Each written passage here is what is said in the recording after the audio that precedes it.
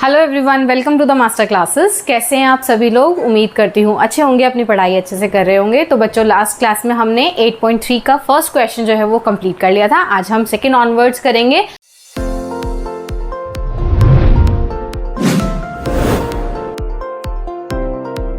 हाँ जी बच्चों, welcome back. Question number 2 onwards आज हम करेंगे। तो इसमें बच्चों कॉन्सेप्ट सेम है, ओके। आपको फॉर्मूला भी सेम ही लगाना है, बस आपको कैलकुलेशंस का ध्यान रखना है, जैसे आपको मैंने प्रीवियस क्लास में बताया था। इसमें सेकंड क्वेश्चन है, कमला जो है वो लोन ले रही है एक स्कूटर परचेज करने के लिए, ओके। उसने लोन कितने का लिया है? प्रिंसिपल जो है वो क्या है? 26,400, ओके। आर है रेट ऑफ इंटरेस्ट 15% और टाइम यहाँ पे बेटा थोड़ा सा अलग है। एन जो है वो क्या है? 2 years 4 months, ओके। तो यहाँ पे आपको ध्यान रखना है, जैसे मैंने आपको प्रीवियस क्वेश्चन में एक पार्ट में कराया था कि जिसमें फ्रैक्शन में टाइम गिवन था, तो उसमें हम क्या करते हैं, पहले होल नंबर का देखते हैं, फिर हम एसआई का फॉर्मूला लगाकर जो बचा हुआ होता है, जैसे हाफ ईयर हो गया या यहाँ पे 4 months है, तो उसका हम इंटरेस्ट निकालते हैं, ओके। तो इसमें आपको अमाउंट निकालना है। अमाउंट का फॉर्मूला क्या होता है? P bracket 1 plus R/100 raise to the power n। Formula आपको हर क्वेश्चन में लिखना है बच्चों, क्योंकि फॉर्मूला नहीं लिखने के मार्क्स कट जाते हैं, ओके। तो आप हैबिट डालिएगा कि हर क्वेश्चन में फॉर्मूला लिखो। एक तो उससे आपको लर्न भी हो जाएगा फॉर्मूला, ओके, टिप्स पे हो जाएगा, नहीं तो आपको सोचना पड़ेगा एग्जाम में। 1 प्लस R/15 अब 2 years के लिए, 4 months का हम बाद में देखेंगे, ओके। 26,400 इसको आप सिंप्लीफाई कर लो। 5 3 ज़ा 15, 5 2 ज़ा और 20, ओके। तो ये आएगा आपका 23/20 रेज़ टू द पावर 2। इसको 2 times लिख देंगे, ओके। 0 से 0, ये 2 0 से 2 0 कैंसिल हो जाएंगे, ये भी 2 से सिंप्लीफाई हो रहा है।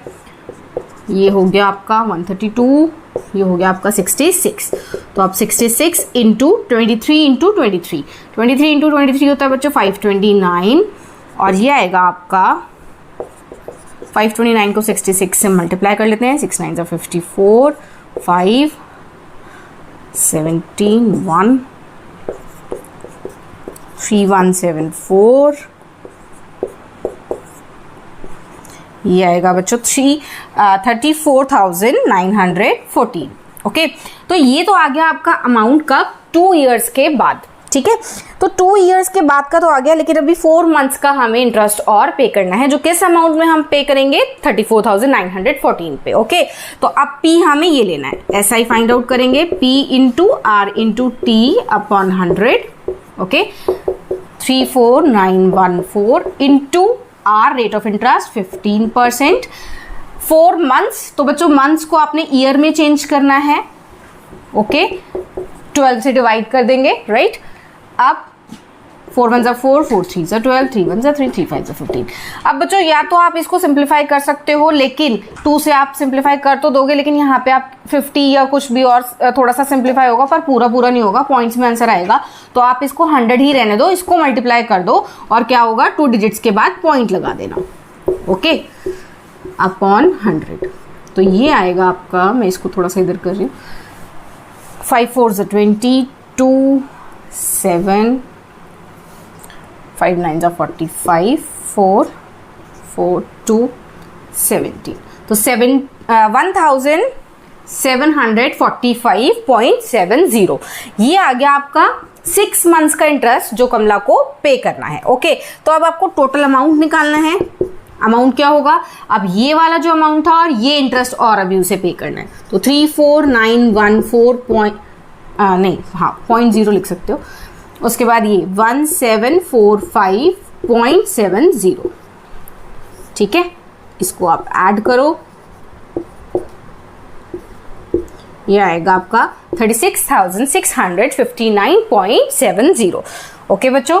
इसमें आपको CI फाइंड आउट नहीं करना है, सिर्फ अमाउंट फाइंड आउट करना है जी बच्चों। क्वेश्चन नंबर 3, फबीना है और राधा है बच्चों, दोनों ने लोन लिया है। देखो प्रिंसिपल जो है वो सेम है, 12,500 और फबीना ने जो लिया है वो 12% रेट ऑफ इंटरेस्ट है वहां पे, लेकिन SI पे लिया है, सिंपल इंटरेस्ट पे। और राधा ने लिया है 10% रेट ऑफ इंटरेस्ट है, लेकिन CI पर लिया है, compounded interest, okay, compound interest. तो अब आपको बताना है कि दोनों में से किसने ज्यादा इंटरेस्ट जो है वो पे किया है। तो इसमें SI का फॉर्मूला लगाएंगे और इसमें CI का फॉर्मूला लगाएंगे, ओके। स्टार्ट करते हैं। SI का फॉर्मूला बच्चों P into R into T upon 100, ये आपने 7th क्लास में ही सीख लिया था। ओके 12,500 इंटू R 12% और टाइम जो है वो आपका 3 years, 3 अपॉन 100। ओके कैंसिल हो जाएगा। 125 इंटू 36 मल्टीप्लाई करेंगे। 125 इंटू 36, 6 5 33, 750, 3 5 15, 1 3 2 6 और 1 3 2 6 और 1 7, 3 1 3। ओके तो ये आएगा आपका 4500। ओके ये आ गया आपका SI। अब राधा ने CI पे लिया तो अमाउंट का फॉर्मूला लगाएंगे P1 plus R upon 100 raise to the power N, right. Principal 12,500, 1 plus R 10% upon 100, N है आपका 3।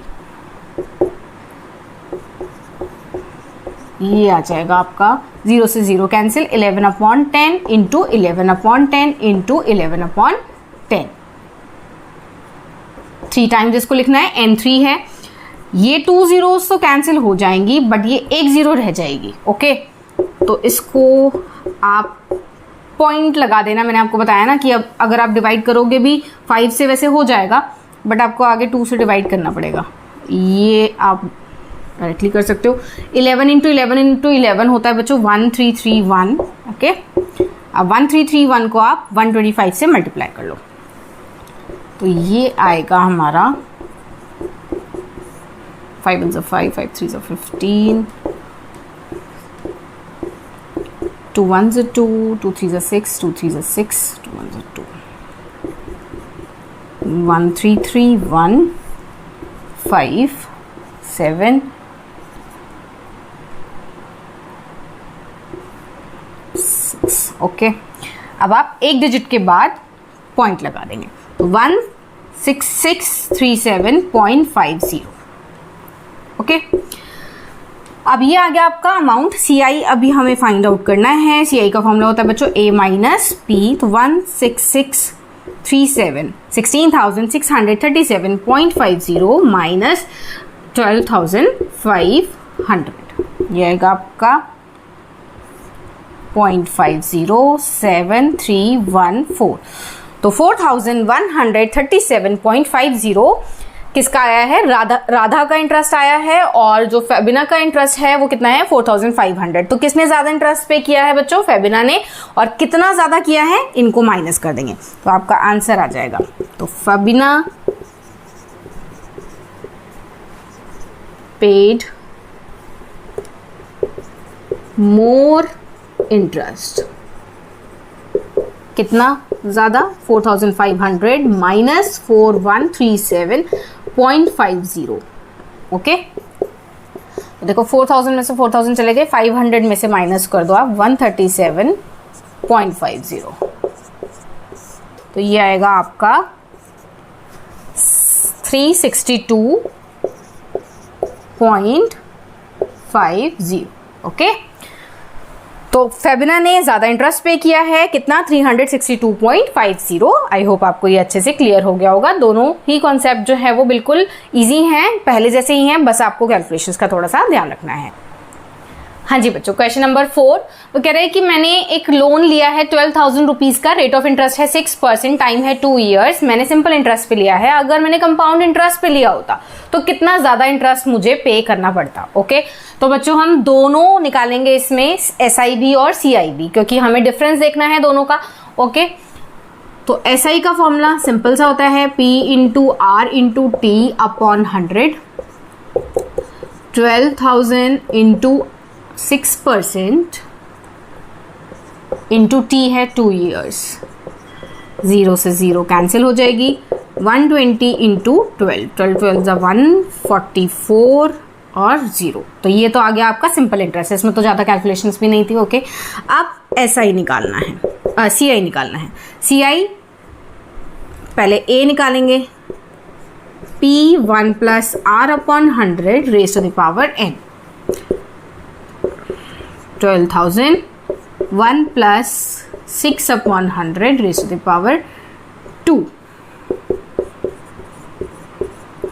अभी आप सिंप्लीफाई कर दो, 2 3 ज़ा 6, 2 50 ज़ा 100, तो ये आएगा 53 अपॉन 50 इंटू 53 अपॉन 50.